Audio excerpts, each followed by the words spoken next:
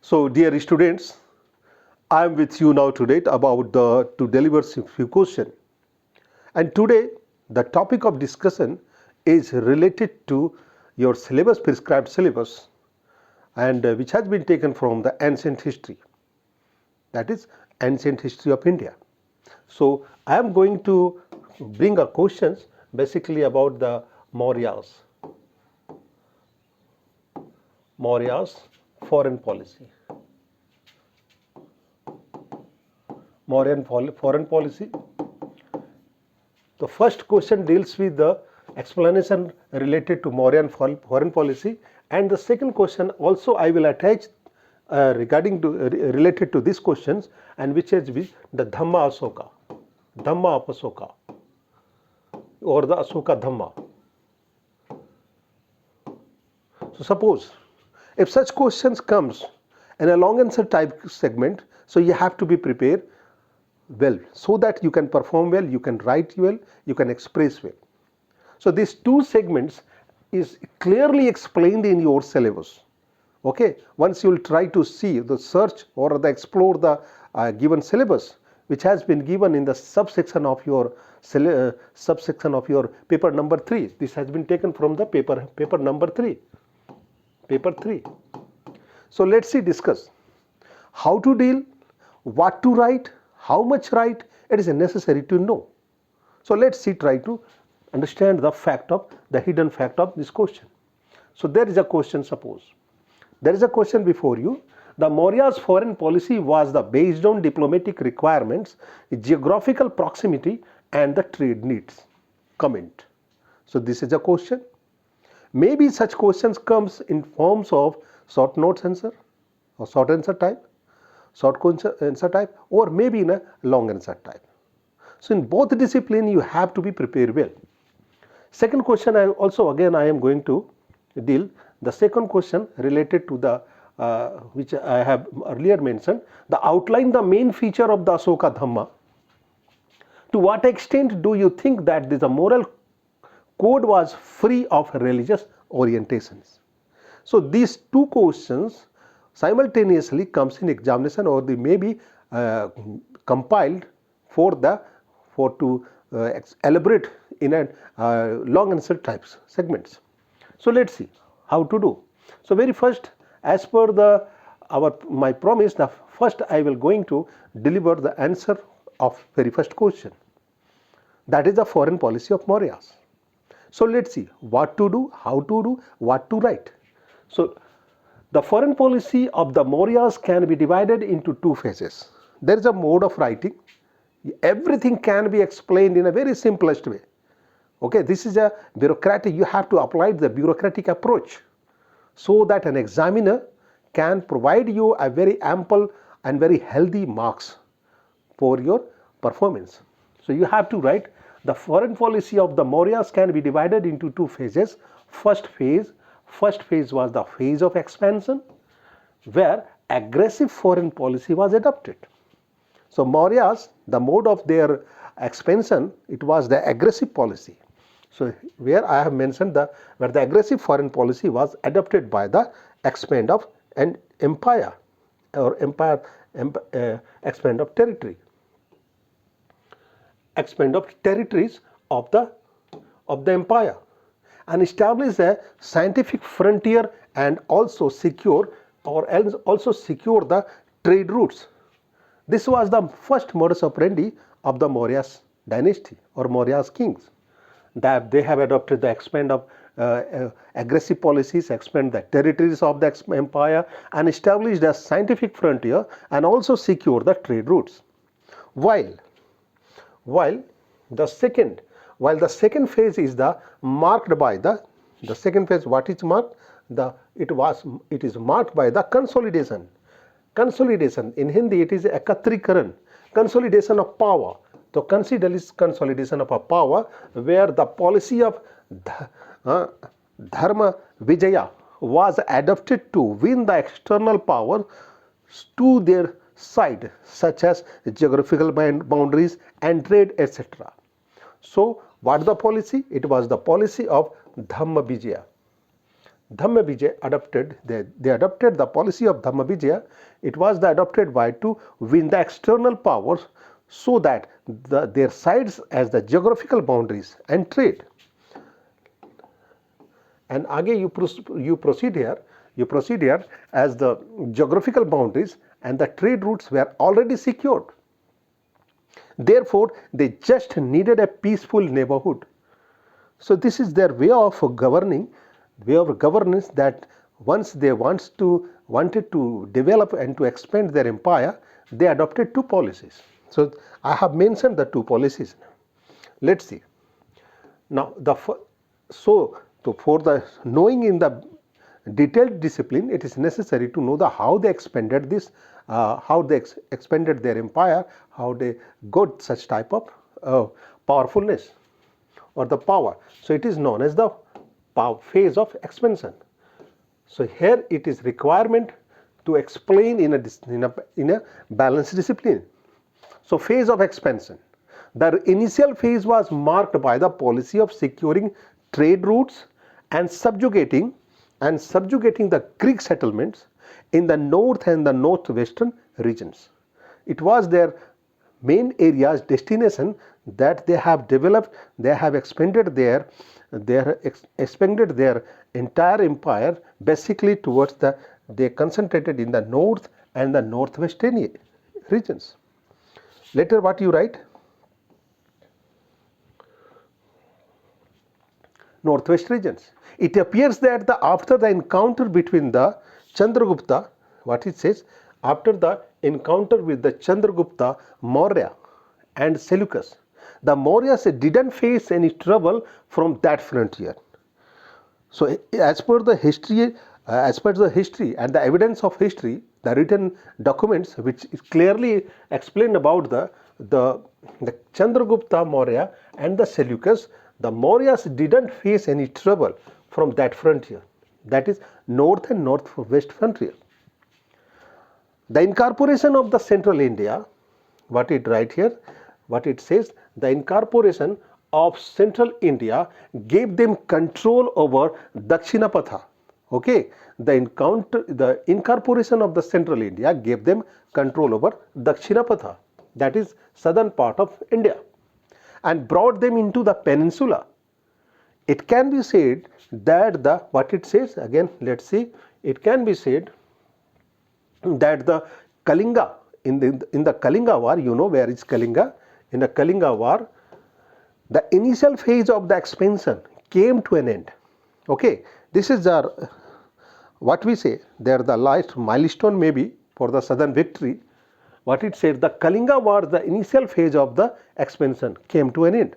However, what you write here, however, it is evident that the phase was marked by the aggressive foreign policy. In spite of the expansion in the last phase of this Kalinga, however, it says that what it says, it is evident that the phase was marked by the aggressive foreign policy. Okay, later what you write, it was through the war and subjugation that the hostile regions were brought under control. So it was their modus operandi that how to develop and how to expand their empire. They adopted both of this policy, that is policy of expansion also and the phases policy of subjugation also. So the phase of subjugation, here the second phase starts from here, how the Mauryan dynasty developed their foreign policy. So phase of what's consolidation, what it says, once the Mauryan expansion reached in the limits, okay, once the Mauryan's expansion reached its limits, the emphasis shifted to the consolidation and making friendly relations not only with the immediate neighbor, okay, but with the far off countries. So for the betterment and to strengthening their foreign policy, they adopted the parallel policy, where it is the phases of consolidation clarify it. Once the Mauryan's expansion reached its limit, the emphasis shifted to the consolidation and making friendly relations not only with the immediate neighbor but with the far off countries also. So imagine what type of far-sightedness, they adopted. Okay, so context had been established with the Western world also. So in history, everything is written that context has been established with the Western world also. So during the time of Bindusara, there was a regular exchange of messengers also. In history, everything has been written that what sort of a development had been taken from that time. So what it says that in the time of Bindusara, okay, there was a regular exchange of messengers. So there is a regional, I would like to add here the regional geographia, that is a regional geographian, that is Strabo. Strabo was the regional geographian. She was the father of regional geography. So Strabo accounts mention that the Demicus as the successor and Megasthenes in the Mauryan court. What it says? The Strabo accounts mention that the Demicus as the successor of Megasthenes in the Mauryan court. So it says that the exchange of messengers, and they also respected the messengers also. They placed them in a high regards also. Mauryan court. Even in the Rocks edicts mention that. But there is a clear evidence regarding the Rocks edicts also. Even the Rocks edicts mention the Dharma Vijaya. The Dharma Vijaya as a several foreign rulers like that of Antiochus and the Turmaya. So everything has been clearly mentioned, and Rock edicts also. Okay, it also reveals the facts regarding the foreign policy of Mauryas. Later you say, thus friendly relations were mentioned with other rulers, which further supported the economic and the cultural exchange that imparted the culture, art and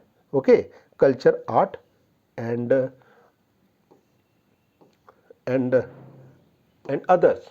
Okay, so this was the culture, art and other segments also.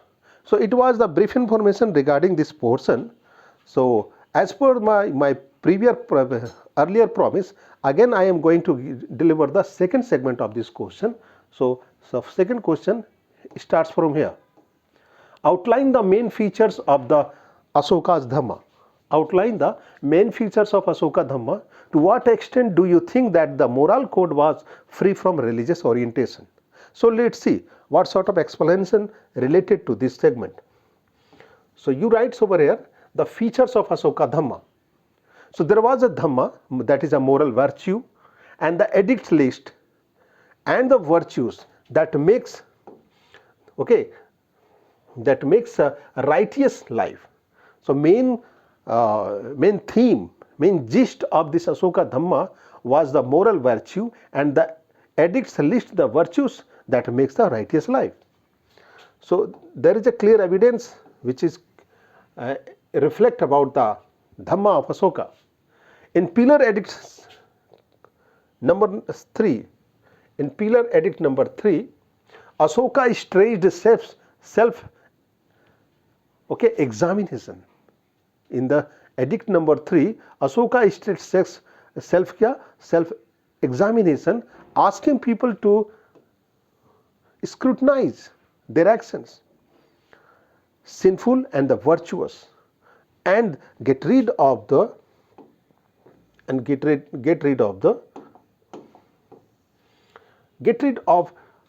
themselves from violence, cruelty, vanity and jealousy. So it was the main fact and the main theme of Ashoka Dhamma. Later you write what you say. An individual was directed to respect his parents, elders and relatives. Honor was to be offered to teachers also. Now see what sort of high values it was mentioned in Dhamma of Ashoka.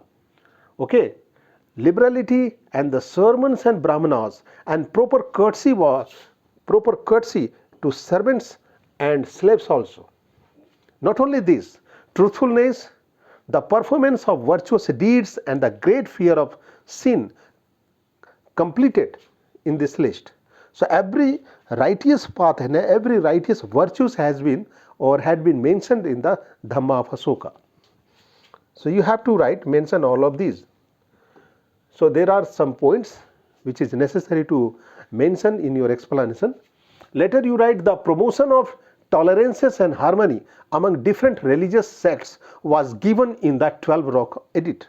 So the 12 rock is a clearly evidence about the promotion of tolerance and the harmony among the different religion. So it is necessary to mention if any question regarding comes about this. Not only this, kindness towards animals life. And the first rock, that is every rock edict deliver or to say something about the moral values, morals of human values. So first rock edicts Asoka forbid the slaughter and the sacrifice of animals. Now try to see that what sort of noble virtues had been mentioned in all the rock edicts also. So later you write, Asoka not only this, he lays also stress on the silas, that is the good conduct. He depreciates evil passions like the cruelty, anger, pride and envy. Not only this, Asoka also praises dharmadana, that is the gift of the morality as the highest of the gift. So it was the basic information regarding the mentioned facts. As per the strengthening your and to bring the emphasis of your explanation, it is necessary to mention views of historians also. So here you write about the according to Romila Thapar, Asoka Dhamma, it is necessary to know, according to Romila Thapar, Asoka Dhamma was a secular construct unrelated to Buddhism or the propagation of this doctrine. Okay. After that you have to write, although that is as per the Romila Thapar, although she accepts that the Asoka may have borrowed from the Buddhist thought, she emphasized that his edicts refer not to a specifically Buddhist concept like the Nibbana or the Eightfold Path, but to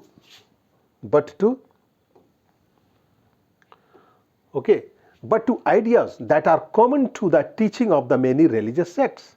So in every segments or in every religious segment, the good thoughts of every religious patterns, Asoka tried to bring and to compile all the basic things in his and depicted in his rock edicts. Eightfold Path, but two ideas that are common to the teaching of the many religious sects.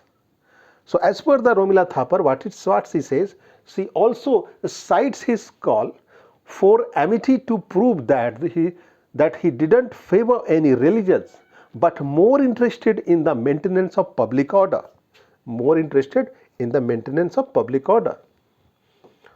Later you write that the Asoka inscription do not directly refer to the Buddhist concept, shows that his Dhamma was not an active propagation of Buddhism, but this does not change the fact that it had a Buddhist care, it has a Buddhist core.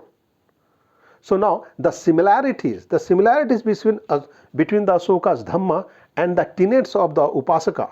You have to also mention the similarities between the Asoka Dhamma and the tenets of the Upasaka, that is only followers. Okay, Upasaka means the followers, lay followers. Dhamma in the Singala Veda Sutta of the Buddhist canon means theory. Okay, so have been noted. So linkage can also be drawn between the Asoka's Dhamma and the Dhammapada also. You have to write this type of explanation so that you can get a good weightage. An early Buddhist text which speaks of the liberalism towards the ascetics and the respect of all living beings. So these are the main portion you have to mention. The animals portrayed on the pillar capitals which is clear examples of Asoka edicts and the Asoka evidence. The animals portrayed in the pillar capitals are seen to have a Buddhist symbolism. Think about this elephant, the elephant portrait stands for the Buddha's conception, and the bull presided over the nativity, that is the birth. Okay, you have to also mention the edicts also and the clear micro informations regarding this. Okay, the bull presided over the nativity, that is birth, and have depicted the great departure, while the lion was the Buddha himself. So it is a main fact about it. So not only this, you have to, I am going to bring you on a concluding form. Another point of congruence between the Buddhism and the Asoka's Dhamma can be seen in the ideas of Chakravarti, that is Chakravarti. It is written in the form of Chakravarti, or the world ruler of the Buddhist text. So what we are doing, we are going to deal about how the Asoka Dhamma, okay, the question was related to Asoka Dhamma. So thus it seems fair to argue that you are going to write the conclusion.